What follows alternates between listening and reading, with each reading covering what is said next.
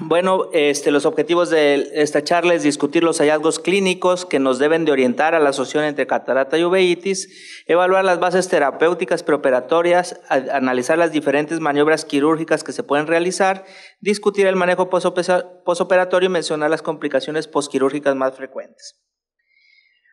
Siempre que nos enfrentamos a un paciente que tiene una catarata, debemos de pensar cuál es la causa de la catarata. Aunque la causa de la catarata por la edad sigue siendo la más frecuente, hay otras causas que debemos de siempre de buscar, sobre todo las enfermedades inflamatorias oculares, porque el pronóstico del paciente, el manejo y todo lo que vamos a hablar puede ser diferente.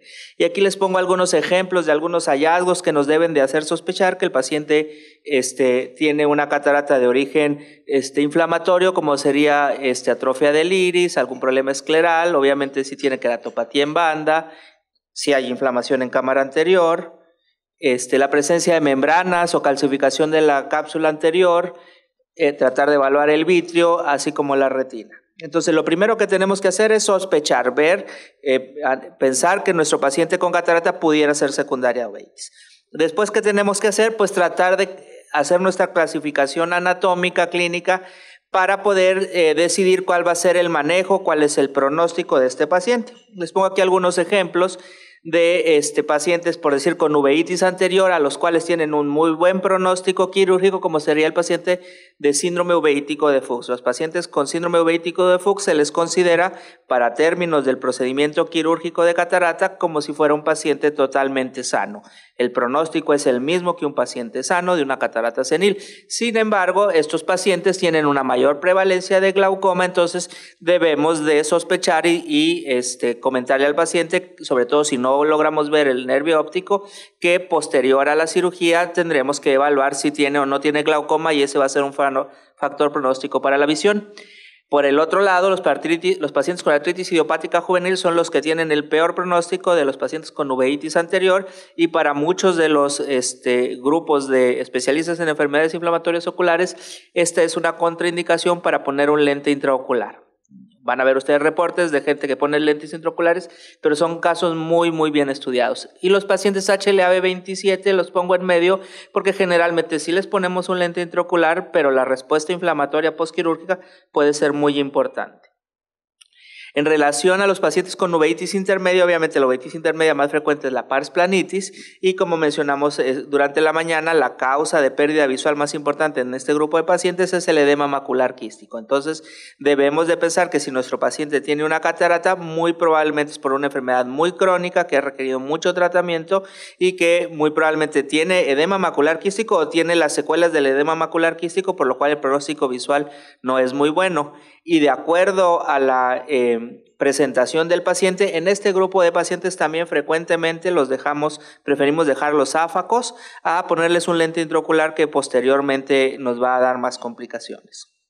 En relación a las uveitis posteriores, las panuveitis, les ponía, los pacientes con toxoplasmosis tienen un muy buen pronóstico, el riesgo de recurrencias es bajo, hay quien da y hay quien no da tratamiento profiláctico. Yo en lo personal generalmente no les doy tratamiento profiláctico. Los pacientes con retinopatía herpéticas, debemos de recordar que pueden tener una recurrencia y que también este grupo de pacientes tiene un mayor riesgo de desprendimiento de retina, por lo tanto, estos pacientes el pronóstico es mucho más reservado, aunque el procedimiento quirúrgico y la reacción inflamatoria postquirúrgica puede ser igual a la de un paciente sin uveitis. Y obviamente un paciente que tiene una catarata y que tiene una pupila dilatada joven, debemos de sospechar que pudiera tener un síndrome ocular isquémico, y estos pacientes obviamente el pronóstico visual es extremadamente malo y el pronóstico o la tasa de inflamación postquirúrgica y riesgo de tisis es muy alto. Entonces, ¿qué tenemos que hacer? No hay un consenso basado en evidencia científica de cuántos meses deba uno de esperarse con la enfermedad controlada para poder operarlos. Sin embargo, existe un consenso en la mayoría de los especialistas en que la paciencia es muy importante y debemos de esperar por lo menos 3 meses inactivo para poderlo operar. ¿Cuáles son los casos en los que esto puede no ser así? Obviamente un paciente que tiene una inflamación, una uveitis anterior facogénica, o sea, por la presencia de partículas del cristalino en la cámara anterior, nunca se va a desinflamar hasta que nosotros le quitemos la catarata. Entonces, esos pacientes la indicación es no esperarse nada.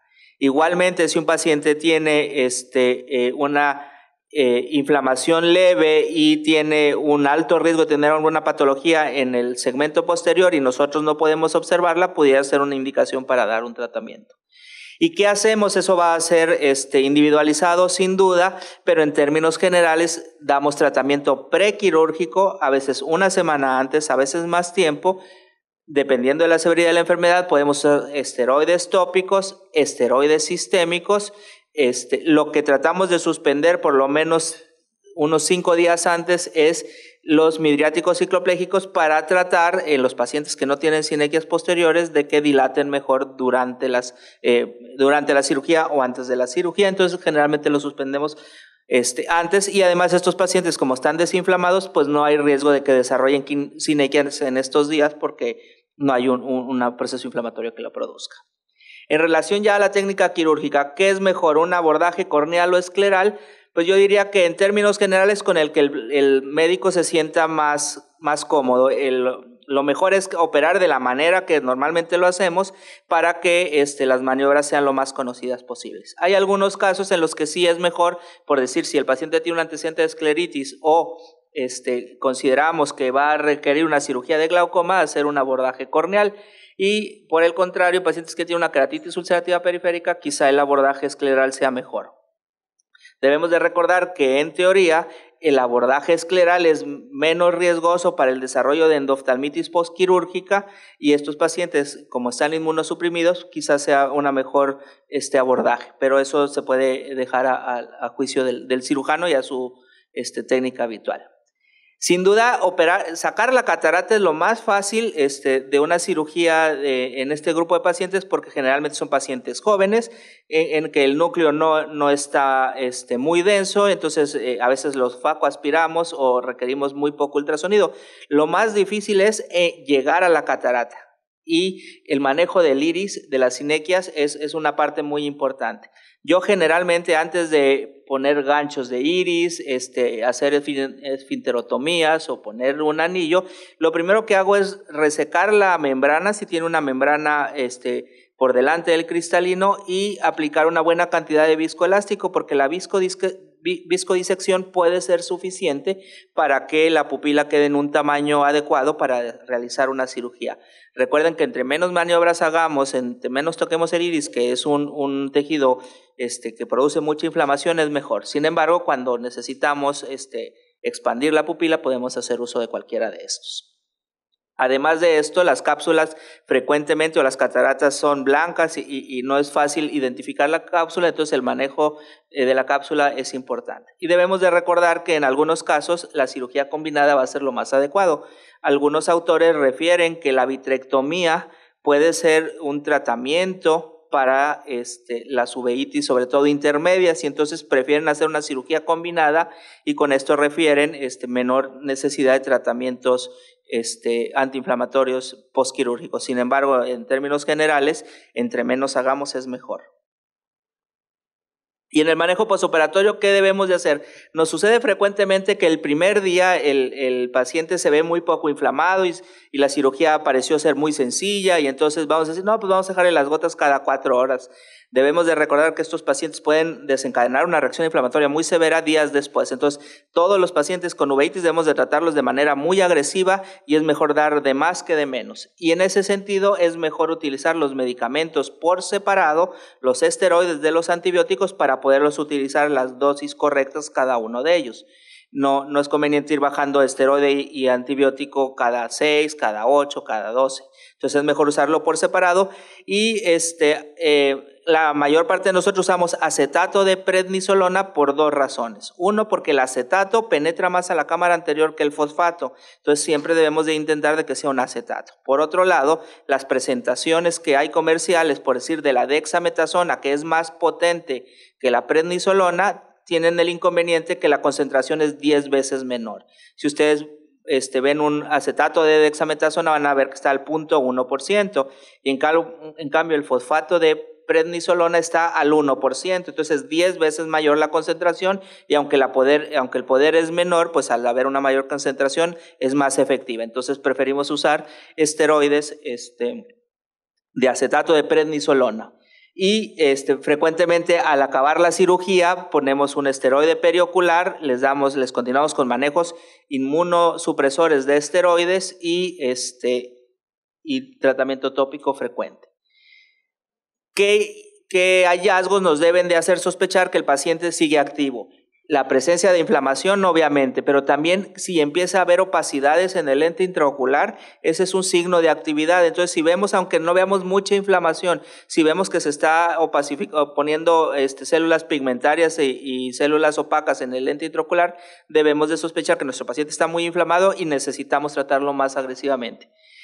En pacientes, por decir, todo paciente con uveitis anterior HLA-B27, pars planitis, en los que esperamos una reacción inflamatoria severa, es conveniente hacer una iridectomía transquirúrgica como parte del tratamiento. Y recordar que los pacientes frecuentemente tienen edema macular quístico postquirúrgico y que los antiinflamatorios no sirven de nada. Entonces, el darles un antiinflamatorio no esteroideo, un AINES tópico no va a servir de nada, no es suficiente. Entonces debemos de dar tratamientos mucho más agresivos, generalmente con esteroides perioculares o sistémicos para manejarlo.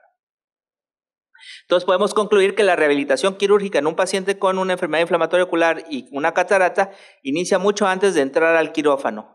Que el procedimiento quirúrgico demanda equipos, materiales y destrezas quirúrgicas del cirujano. Esta no puede ser una cirugía donde nosotros le cobremos muy poquito al paciente para que se ahorre y entonces vamos a usar pocas cosas, y eso frecuentemente usamos 2 viscoelásticos, azul de tripano y todo lo que necesitamos. Y no usarlo le va a salir más caro al paciente que ahorrarle algo en la cirugía, porque en el postoperatorio y en su visión lo va a tener que pagar. Y que los pacientes con uveitis requieren un manejo y un seguimiento individualizado. Muchísimas gracias.